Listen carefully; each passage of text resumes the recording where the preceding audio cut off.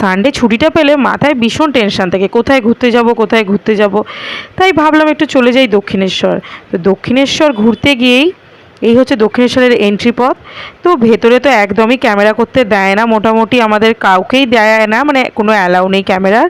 তো আমরা মোটামুটি ওখান থেকে পুজো টুজো দিয়ে চলেই এসছি। এই যে পুজোর থালি।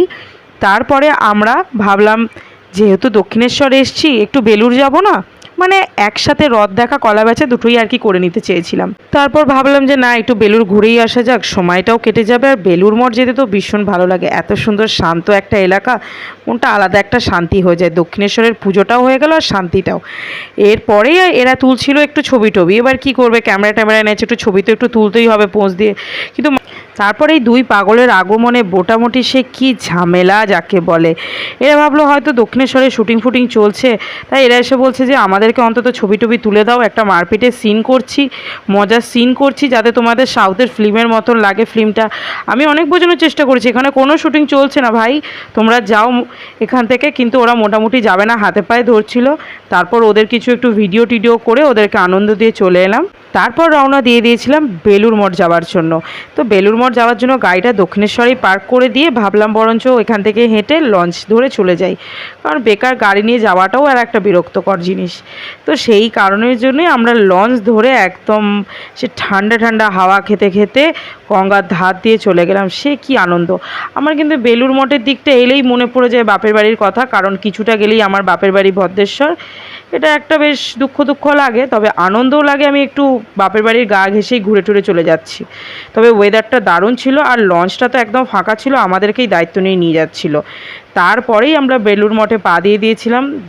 সেইখানে গিয়ে তো এদের দুজনের কি কায়দা, এমন নাটক দেখাচ্ছিল মনে হচ্ছে বিদেশ থেকে কোনো ট্যুরিস্ট এসেছে দেখতে বেলুড় মঠ। উফ, কত কথা, এই জায়গার কি, এই জায়গায় সেটা হয়েছে, ওই জায়গায় এটা, এটা পুরনো সেটা পুরনো, সেই রকম বাতেলা হচ্ছিল। আর আমি এন্টারটেন হচ্ছিলাম ওদের বাতেলা শুনে। এখানে ঢুকেই একটা সেই রকম আনন্দ পেয়েছি, একটা বেশ মজার জিনিস ঘটেছে। মানে বেলুড় মঠ ঢুকে তো একটা সেই আনন্দ তো লাগেই, কারণ একটা শান্ত পরিবেশ পাই সত্যি বলতে। তবে একটা অশান্ত পাবলিক ছিল, মানে ওই গাছের ওখানে বসেছিল এই বিড়ালটি। একে দেখে আমি বলছি বাঘের বাচ্চা, ছোট্ট একটা বাঘের বাচ্চা, মানে দেখে কি আনন্দ। সেই বাঘের বাচ্চা দৌড়ে চলে এসছে। আমি একটু ভয়ও পেয়েছি, কারণ আমার সত্যি বলতে যেহেতু পোষা নয় বা অচেনা, এবার যদি আঁচড়ে টাঁচড়ে দেয় একটা ভয় ছিল। কিন্তু একদমই ভীষণ ভালো। আর ও দেখেছে ফোন চালু, ভিডিও চালু করে জিজ্ঞাসা করে নিল যে দিদি ভিডিওটা কি ভাইরাল টাইরাল হবে, দিদি ভিডিওটা কি ফেসবুক টেসবুকে যাবে, তাহলে আমি একটু নেচে কুদে দেখিয়ে দিই। আর সে কি নাচা কোঁদা, বাপরে বাপ, খালি এত কিউট, বাপরে বাপ বিড়ালটা। আর সত্যি বাঘের বাচ্চা, এই যে এত নাচন কোদন, ও একটু ভাইরাল হওয়ার ইচ্ছে ছিল আর কি, যে আমারও কেউ একটু ভিডিও টিডিও করে নিয়ে যাক, আমি ভীষণ কিউট, আমাকে আদর করো, খালি খালি এটাই বলছে।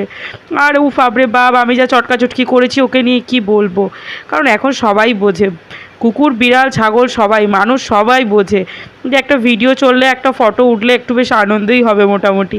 তাই ও একটু ডান্স দেখিয়ে দিয়েছে ওর মতন। তারপরে এই কাকিমাটা ওকে আদর করছিল, ওরে বাবা, কাকিমাটাকে বলছে আদর করো আদর করো, বেশ ভালো একটা যেন ফটো আসে আমার।